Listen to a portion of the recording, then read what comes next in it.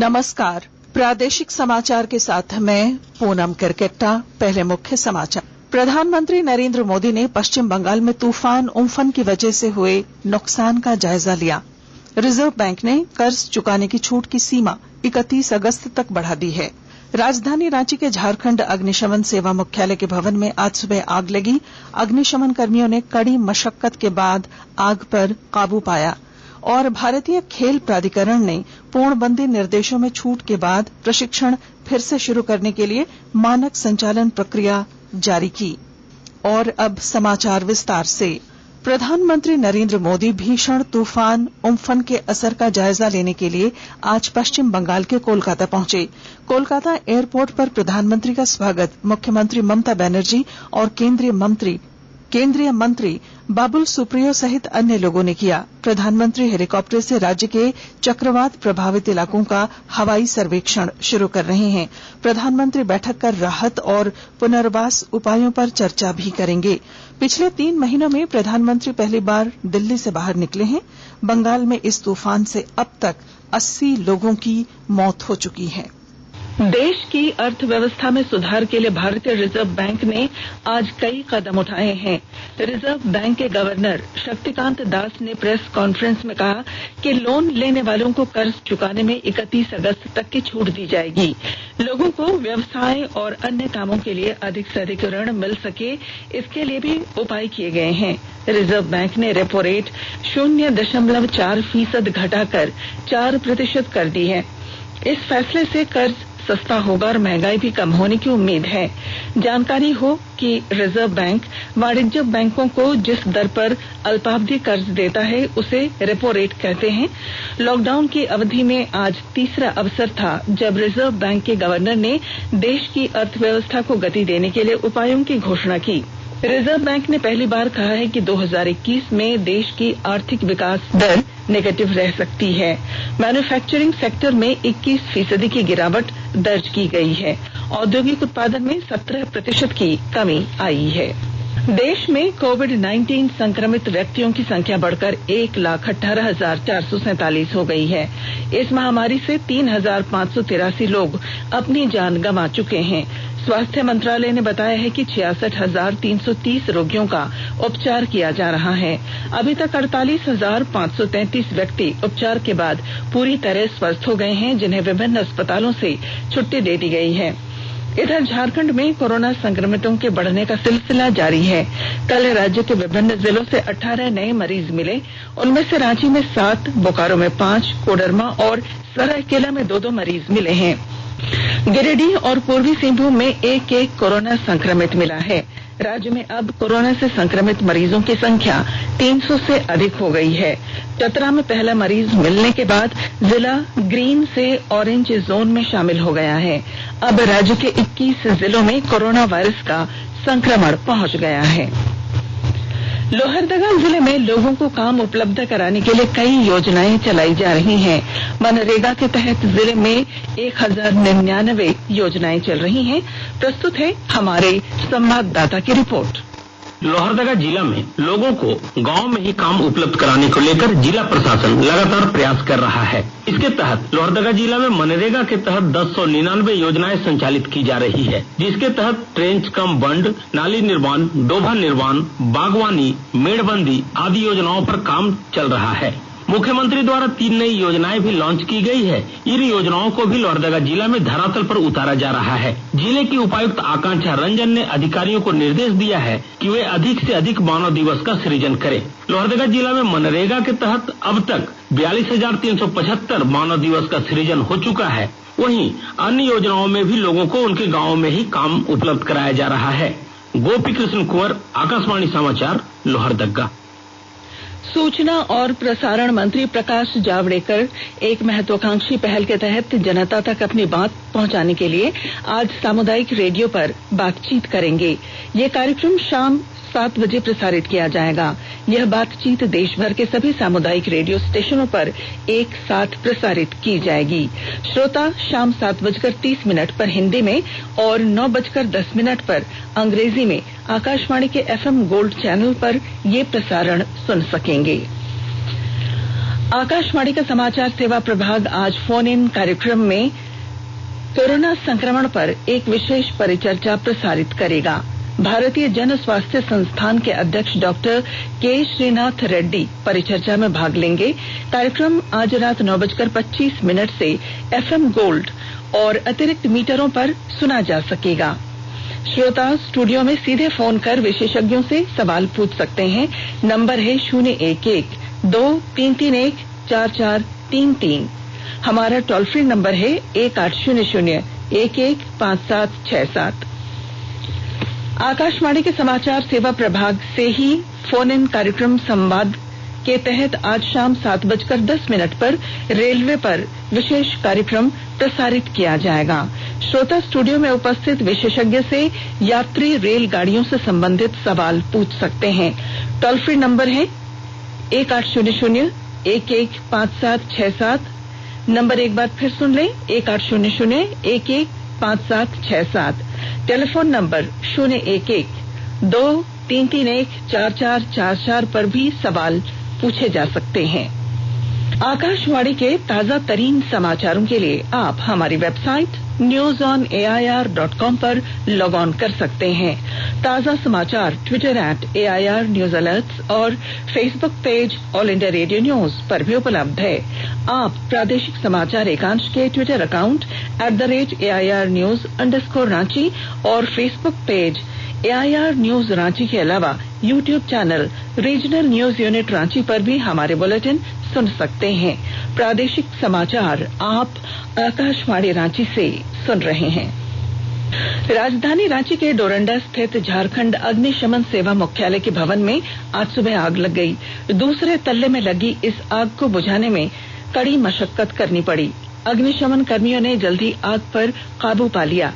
सुबह अग्निशमन विभाग के भवन से जैसे ही धुआं निकलना शुरू हुआ, आसपास के लोग मौके पर जमा हो गए। मुख्यालय के कर्मियों की तत्परता से तुरंत दमकल की गाड़ियों से आग पर काबू पा लिया गया। कुछ कर्मियों ने बताया कि बिजली के पैनल बोर्ड में शॉर्ट सर्किट की वजह से आग लगने की आशंका है।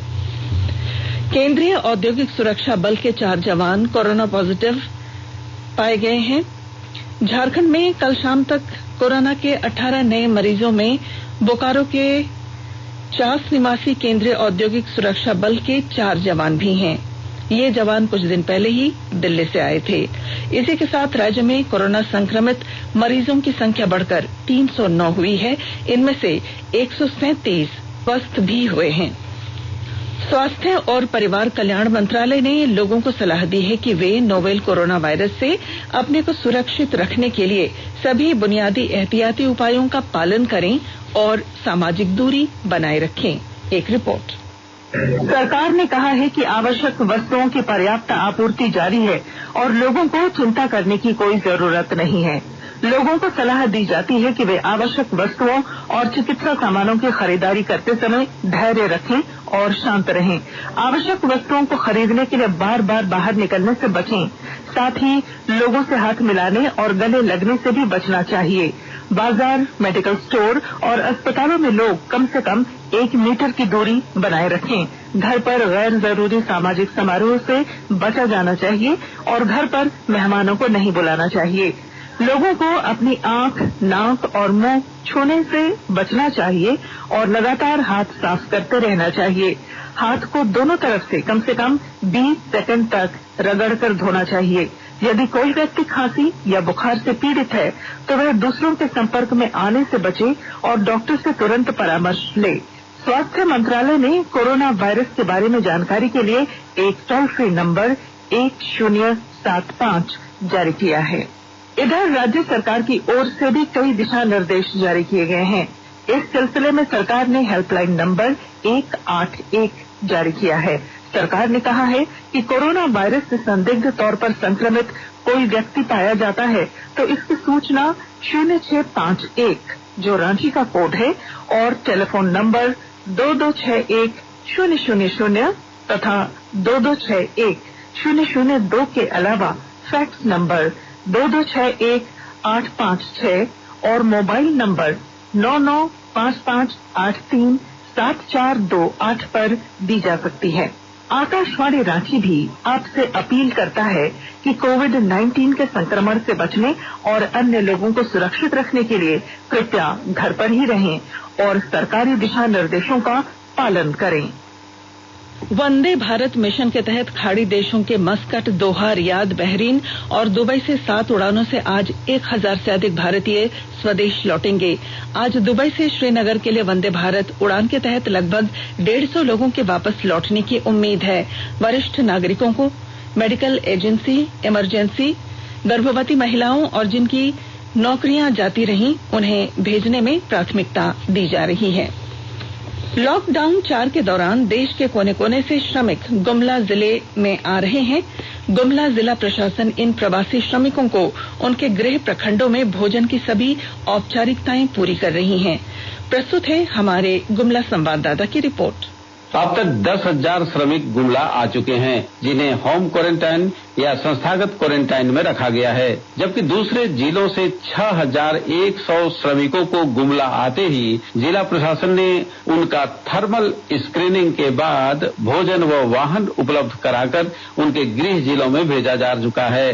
उपायुक्त शशि रंजन ने बताया कि जो श्रमिक रेड जोन से आ रहे हैं, उनके स्वाब जांच के लिए नमूने लेकर इटकी आरोग्यशाला भेजा जा रहा है। साथ ही वैसे श्रमिकों को क्वारंटाइन सेंटरों में रखा जा रहा है। अब तक 1950 लोगों के नमूने जांच के लिए भेजे जा चुके हैं, जिनमें 1009 नमूनों की नेगेटिव रिपोर्ट आई है, जबकि 3 के रिपोर्ट पॉजिटिव आए हैं। बलदेव प्रसाद शर्मा, आकाशवाणी समाचार, गुमला। गिरिडीह जिले में किसानों को आत्मनिर्भर बनाने के प्रयास रंग लाने लगे हैं। किसान आधुनिक तरीके से अब खेती कर रहे हैं। मेरा नाम मुकेश कुमार वर्मा है। संतोष कुमार वर्मा इजराइल से खेती का प्रशिक्षण लेके आए और हम लोगों को बताएं, और उसी के आधारित हम लोग खेती अभी कर रहे हैं।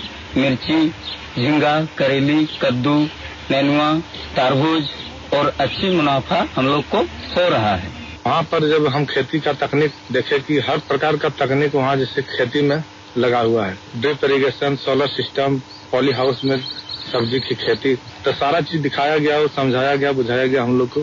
फिर यहाँ पर हम लोग यहाँ पर कर रहे हैं, उसी तकनीक को अपना रहे हैं। भारतीय खेल प्राधिकरण ने पूर्णबंदी निर्देशों में छूट के बाद प्रशिक्षण फिर शुरू करने के लिए मानक संचालन प्रक्रिया जारी की है। इस प्रक्रिया के अंतर्गत देश के विभिन्न भागों में प्राधिकरण के केंद्रों को सहमति पत्र भरने होंगे। खिलाड़ियों और खेल संघों के सहमति पत्रों पर कोविड-19 कार्यबल निगरानी करेगा। भारतीय खेल प्राधिकरण SAI द्वारा जारी मानक संचालन प्रक्रिया SOP के अनुसार खिलाड़ियों और अन्य हिस्सेधारकों की सेहत को ध्यान में रखते हुए सामाजिक दूरी के नियम का कड़ाई से पालन करना होगा। सफाई पर विशेष ध्यान दिया जाएगा। शुरुआती चरण में खेल गतिविधियों छोटे समूह के साथ सरकारी दिशा निर्देशों का पालन करते हुए शुरू किया जा सकता है। गृह और खेल मंत्रालय से अनुमति मिलने के बाद यह SOP जारी की जाएगी। SOP सभी SAI और SAI प्रशिक्षण केंद्रों पर लागू होगी। और वट सावित्री का पर्व श्रद्धा के साथ आज मनाया गया। शहर से लेकर ग्रामीण इलाकों तक सुहागिनों ने बरगद के पेड़ पर धागा बांधकर विधिवत पूजा की। हालांकि इस बार लॉकडाउन के कारण पूजा करने वाली महिलाओं की संख्या कम रही। और अब बुलेटिन के आखिर में मुख्य समाचार एक बार फिर। प्रधानमंत्री नरेंद्र मोदी ने पश्चिम बंगाल में तूफान उम्फन की वजह से हुए नुकसान का जायजा लिया। रिजर्व बैंक ने कर्ज चुकाने की छूट की सीमा 31 अगस्त तक बढ़ा दी है। राजधानी रांची के झारखंड अग्निशमन सेवा मुख्यालय के भवन में आज सुबह आग लग गई। अग्निशमन कर्मियों ने कड़ी मशक्कत के बाद आग पर काबू पाया। और भारतीय खेल प्राधिकरण ने पूर्णबंदी निर्देशों में छूट के बाद प्रशिक्षण फिर शुरू करने के लिए मानक संचालन प्रक्रिया जारी की है। और इसके साथ ही आकाशवाणी रांची से प्रादेशिक समाचार का ये बुलेटिन समाप्त हुआ। नमस्कार।